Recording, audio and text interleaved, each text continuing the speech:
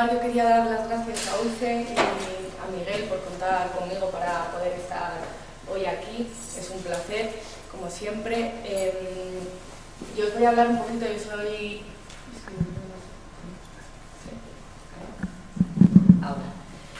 como ha dicho Miguel, yo soy pediatra, me especialicé en endocrinología y parte de mi trabajo que hago a día de hoy lo dedico a los niños con osteogénesis imperfecta y al tratamiento médico, ¿no?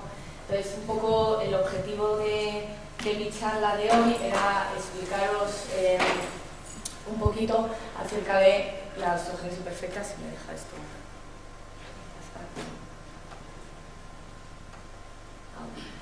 Entonces, para empezar un poquito tenemos que hablar de qué es realmente la osteogénesis imperfecta.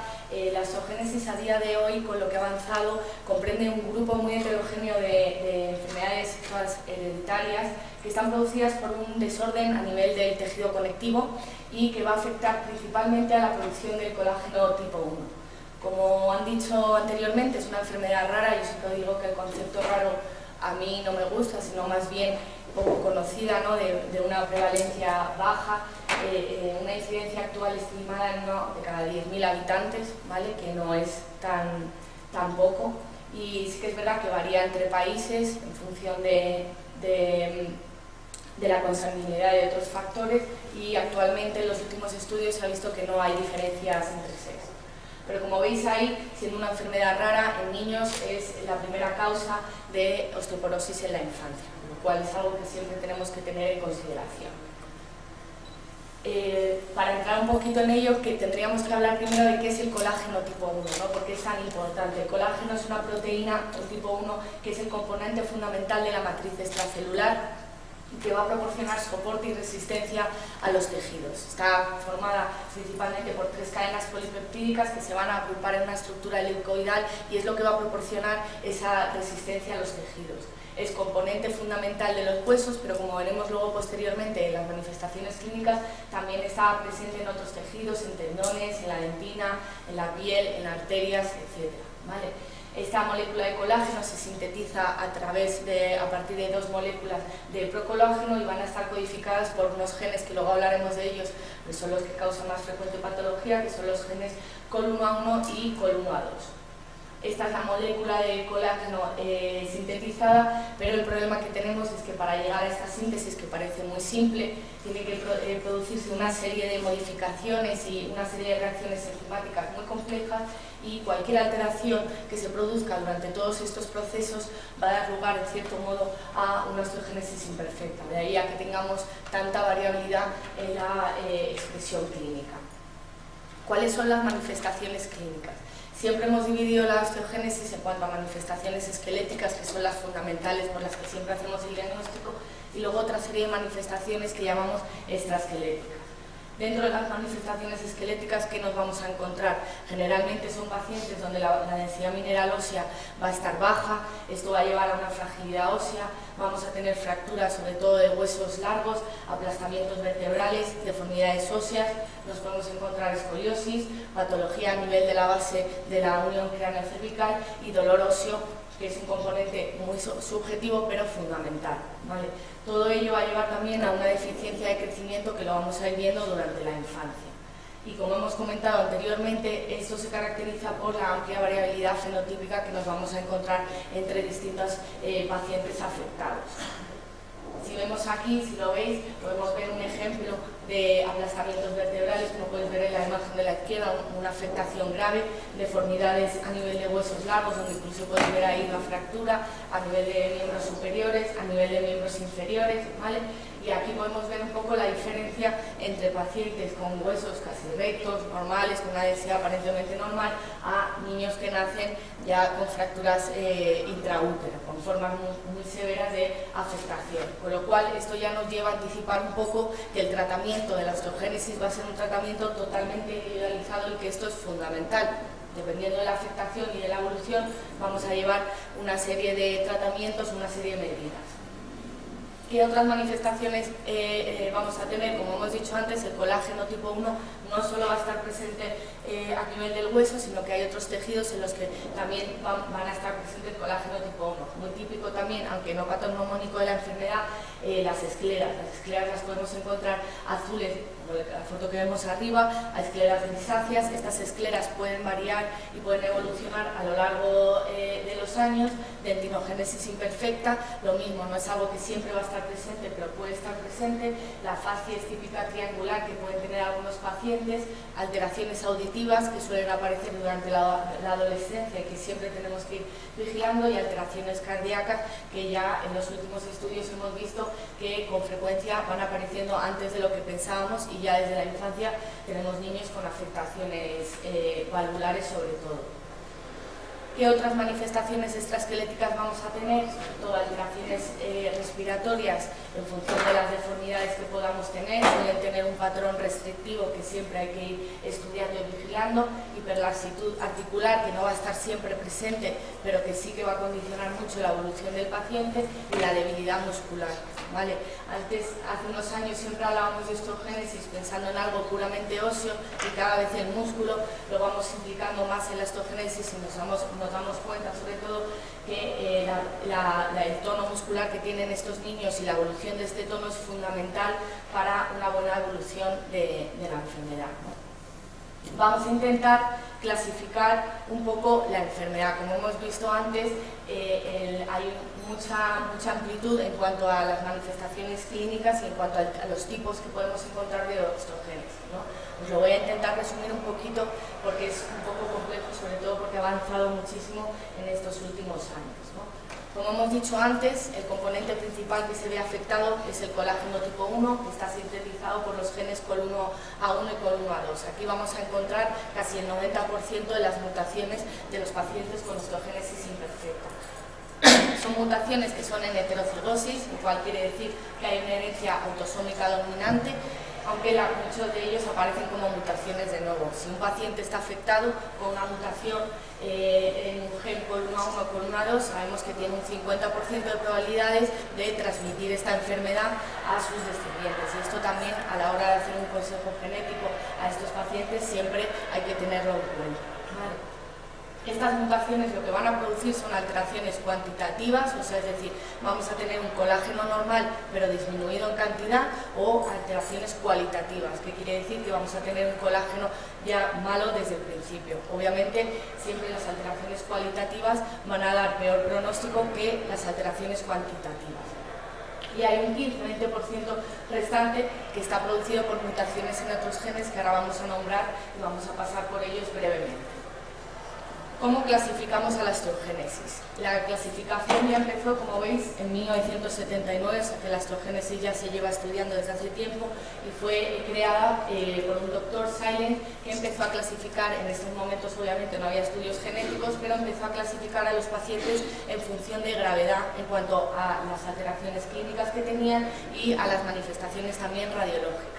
Hizo inicialmente cuatro grupos en los que los dividían en función de gravedad. El tipo 1 serían las formas más leves, el tipo 2 las formas letales, el tipo 3 las formas severas, y el tipo 4 que lo englobaba ahí a los pacientes de los que no estaban ni en formas severas, pero tampoco eran formas leves, unas formas como si dijéramos moderadas que iban evolucionando hacia más deformidades, etc. Inicialmente esta clasificación era bastante sencilla. El problema, como podemos ver aquí, es que poco a poco, con el descubrimiento, con los avances que se han producido en la genética, se fueron descubriendo cada día más genes implicados, y se fueron viendo pacientes que cumplían ciertas características de los pacientes anteriores de osteogénesis imperfecta, pero siempre había algún rasgo que no coincidía, que hacía que no lo pudieran englobar en ese mismo grupo. Por ejemplo, el tipo 5 de osteogénesis imperfecta, que posteriormente se descubrió el gen, se veía que eran pacientes que tenían fracturas, que tenían una densidad mineral ósea baja, pero que tenían tendencia a hacer callos hipertróficos después de fracturas o después de intervenciones. Así fueron apareciendo poco a poco distintos genes hasta que a día de hoy, en el último consenso que ha salido de este año, se han descubierto y se han reconocido ya más de 13 genes implicados en la osteogénesis imperfecta, ya no solo de herencia autosómica dominante, sino también formas autosómicas recesivas y formas incluso ligadas al X, lo cual es lo que decíamos antes. Desde hoy, desde hace un tiempo, ya no podemos hablar de la osteogénesis imperfecta como una enfermedad puntual, sino como un síndrome que engloba varias patologías distintas con unas ciertas características comunes a todas. ¿Vale? En 2010, viendo todo este caos que se iba generando, intentaron hacer una clasificación un poco que aclarara al clínico y al traumatólogo también el poder clasificar y englobar a los pacientes. ¿Por qué? El problema que había fundamental era que cada gen que aparecía le asignaban un número distinto, con lo cual llegó un momento que teníamos 14 tipos de osteogénesis diferentes y llegaba a ser bastante confuso.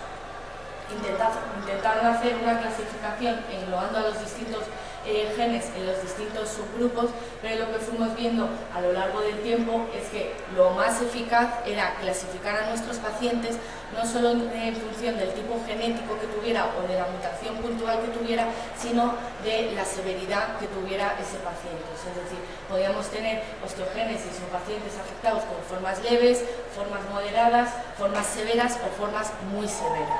Y eso es lo que nos iba a ayudar a la hora de luego focalizar el tratamiento en estos pacientes.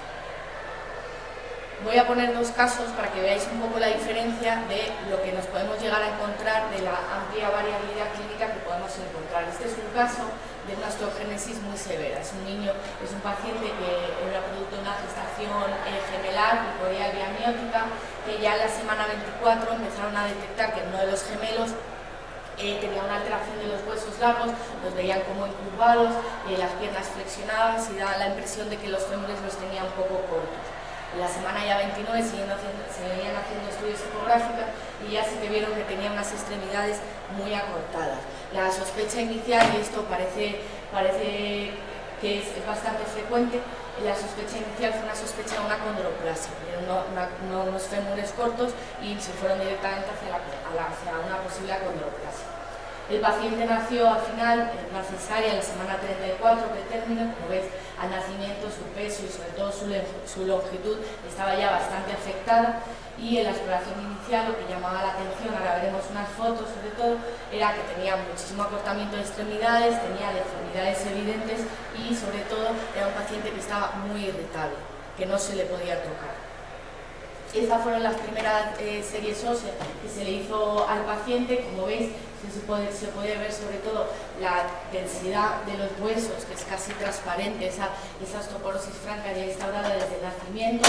Podéis las múltiples fracturas a nivel de los huesos largos en los fémures, esa disposición que tiene en acordeón, y eso es debido a múltiples fracturas que ha sufrido intraútero, tanto en los fémures como en los húmeros, incluso fracturas costales. ¿Vale? Este niño nació con múltiples fracturas.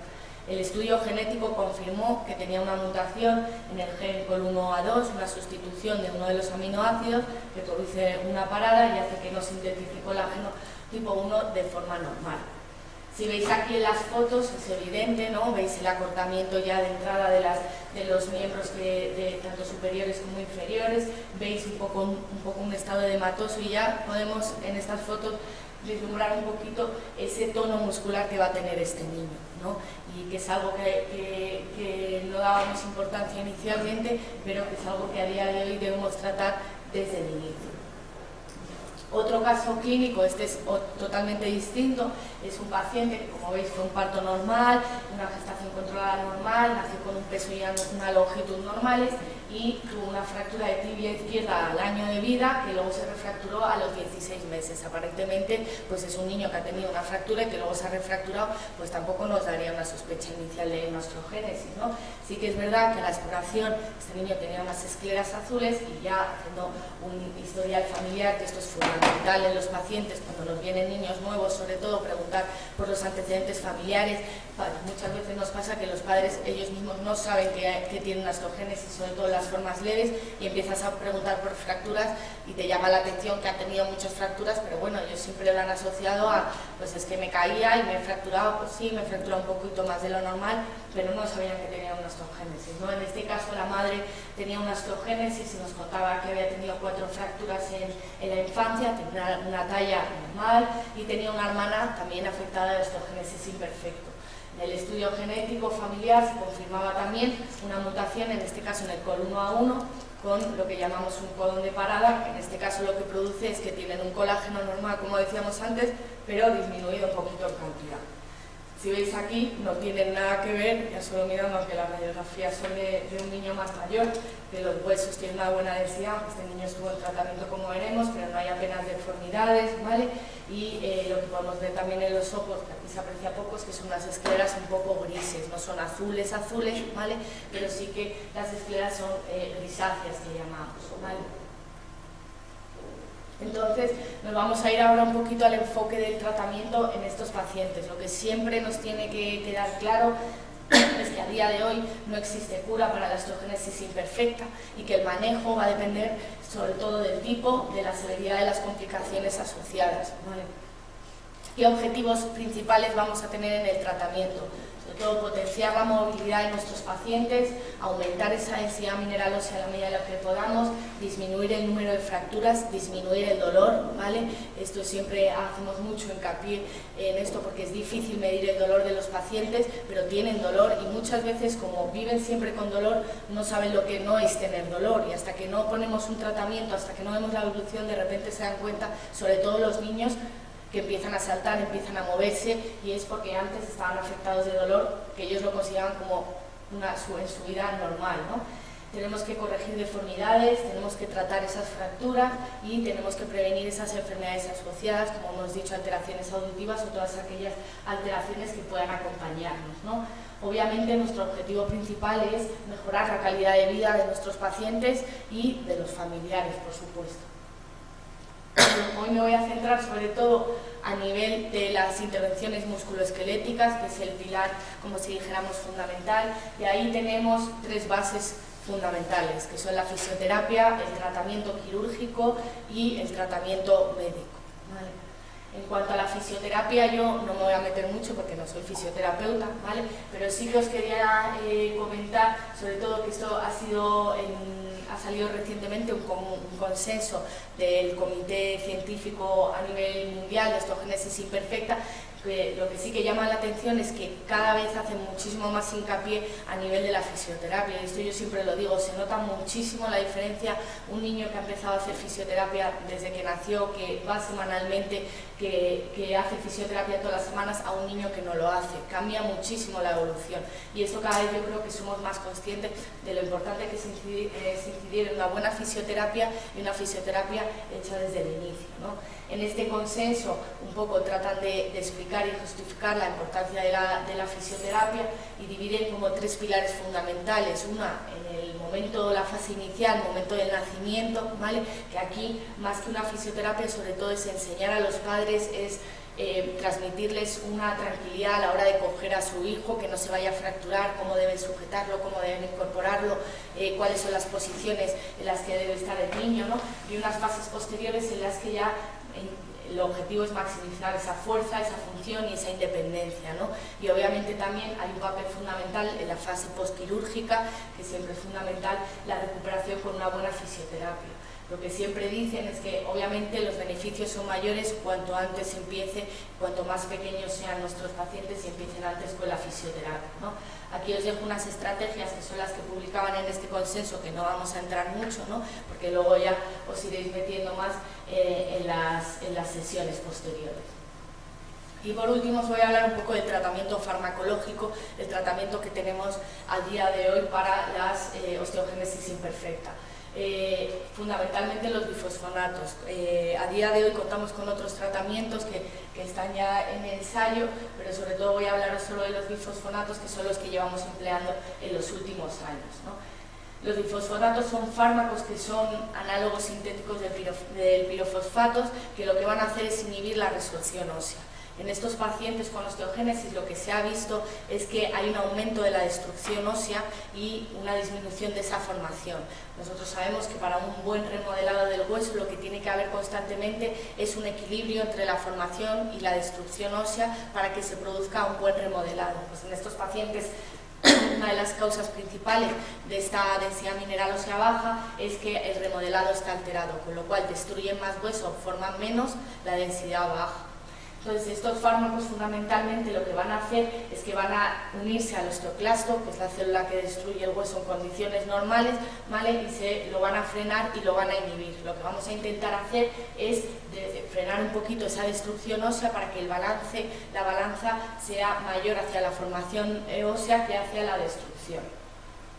Tenemos múltiples fármacos dentro de la familia de los bifosfonatos, aunque a nivel de osteogénesis, por su mayor eficacia, se usan el pamidronato y el zoledronato, que son bifosfonatos que se administran de manera intravenosa. Inicialmente se comenzó con el pamidronato y ya desde el 2011 aproximadamente se empezó a usar el zoledronato porque se vio que era un fármaco que tenía muchísima más potencia y que permitía administrarlo a un intervalo mayor de tiempo. Hay que tener en cuenta que el pamidronato inicialmente se administra cada 2 meses intravenoso, con lo cual esto lleva muchas dificultades para nuestros pacientes, para nuestros niños que tienen que venir cada 2 meses e ingresar en el hospital para poner este tratamiento. El zoledronato tiene las ventajas que los podemos administrar, se administra también intravenoso, pero no hay necesidad de ingresar y lo podemos administrar directamente cada 6 meses, ¿vale? ¿Qué es lo que hemos visto que hemos conseguido con los bifosfonatos? Obviamente los bifosfonatos no son la panacea, sino ya tendríamos a todos los pacientes en tratamiento, pero sí que hemos visto que en los pacientes en los que está indicado este tipo de tratamiento hemos conseguido un aumento del número de trabéculas y engrosamiento de las corticales, hemos mejorado los z-scores de las densitometrías, con lo cual se consigue una mejoría en la densidad mineral ósea, disminuye el dolor, que es fundamental, y eso muchas veces los niños te lo dicen, o cuando vienen al siguiente ciclo ya te dicen que la semana previa ya se notaban con más dolores, con lo cual tenemos que siempre ajustar el tratamiento, ¿vale?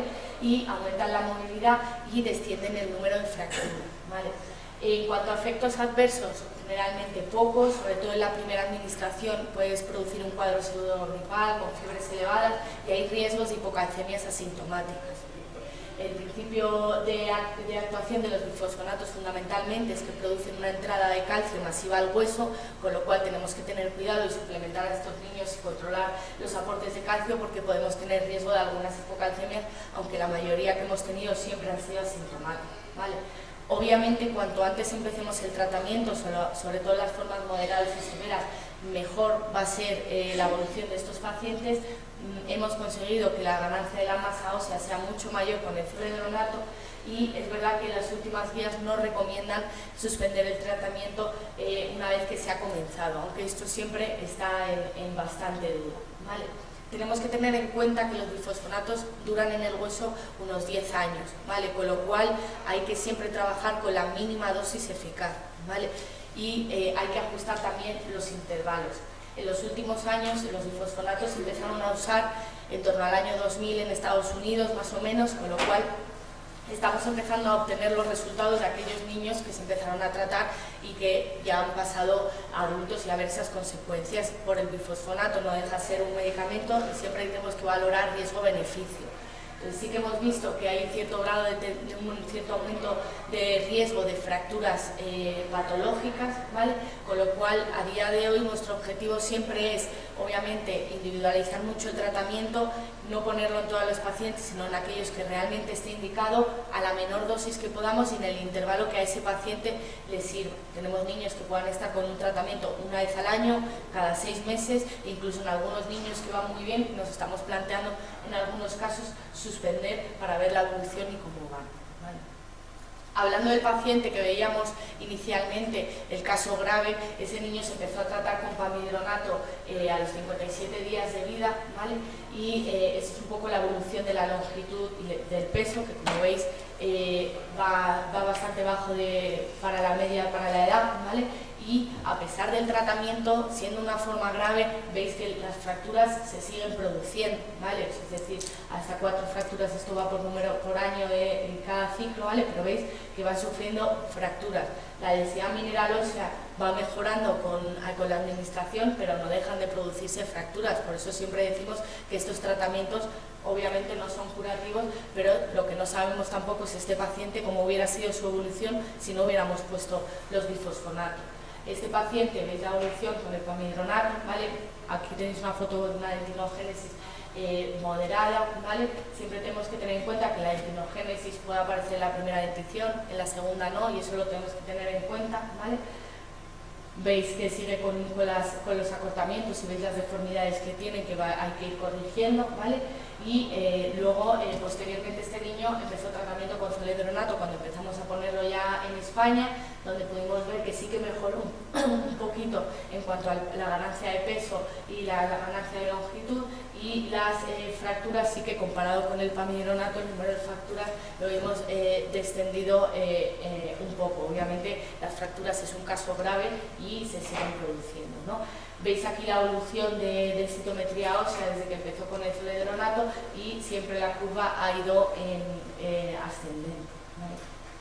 Esto es un poco también la evolución de cómo ha ido nuestro paciente en tratamiento con los bifosfonatos a lo largo del tiempo, y actualmente este paciente se encuentra también en un ensayo clínico de trasplante de células mesenquimales, con lo cual ya la evolución la hemos tenido que parar aquí y continúan los tratamientos con bifosfonato, ¿vale? Con lo cual, un poco para terminar, ¿qué tenemos que decir de la osteogénesis? Sobre todo que es una enfermedad congénita y que por supuesto es fundamental que se trate lo más pronto posible, porque va a mejorar la evolución de la enfermedad y va a mejorar la calidad de vida de los pacientes, ¿vale? Que muchas veces nos encontramos muchas dificultades a la hora de clasificar a un paciente, sobre todo porque incluso en pacientes de una misma familia con una misma mutación la evolución es muy dispar y es muy distinta, y se nota sobre todo cuando se ha empezado antes los tratamientos que la evolución cambia mucho, ¿vale? Y que es fundamental individualizar y que el tratamiento sea multidisciplinar. Es fundamental que haya una coordinación entre los distintos especialistas, porque eso siempre va a mejorar mucho la calidad del tratamiento administrado, ¿vale? Sí que es verdad que hay que decir un mensaje optimista, y es que se ha producido mucho avance en el conocimiento de la enfermedad en los últimos años, sobre todo con los avances genéticos que se han producido, y se han abierto muchísimas líneas de investigación que yo creo que en pocos años van a dar muchos cambios en cuanto a la evolución y el tratamiento de esta enfermedad. Muchas gracias.